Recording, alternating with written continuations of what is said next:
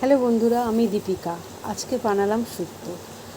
তো শুক্তো বানানোর জন্য যেসব উপকরণগুলো লাগে এখানে কাঁচকলা, পেঁপে, উচ্ছে, বেগুন, বড়ি সব কিছুই নিয়েছি।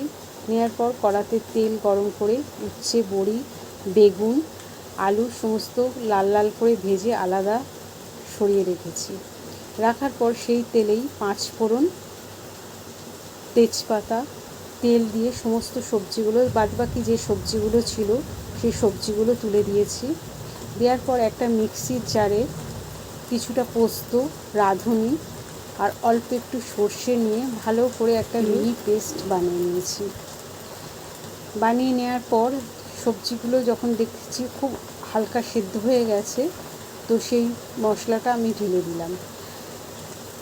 তো আপনাদের কাছে একটা অনুরোধ রয়েছে, আপনারা যারা এই রান্নাটি দেখছেন ফেসবুক থেকে, তো আমাকে লাইক কমেন্টস করবেন, আর যারা ইউটিউব থেকে দেখছেন পেজটা সাবস্ক্রাইব করে দেবেন, এটা আপনাদের কাছে একান্ত অনুরোধ। তো যাই হোক, এইভাবে যখন দেখলাম পুরো সবজিগুলো সেদ্ধ হয়ে গেছে আর ফুটিয়ে উঠেছে, তখন ওপর থেকে আমি ভাজা উচ্ছে আর বড়িগুলো দিয়ে দিলাম।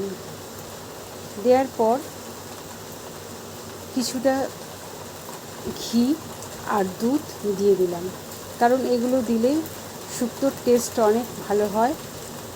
আর শুক্তো একটু মিষ্টি মিষ্টি হয় বলে একটু চিনিও দিলাম, তবে খুব বেশি নয়, যে যেরকম পছন্দ করেন সে সেরকমই দেবেন। নুনও পরিমাণ মতন দিয়েছি। এইভাবেই রান্না করে ফেললাম আজকে শুক্তো।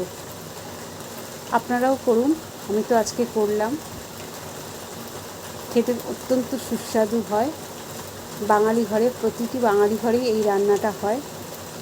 তো পুরো রান্নাটা দেখার জন্য আপনাদের অসংখ্য ধন্যবাদ। আছে এইটুকুই।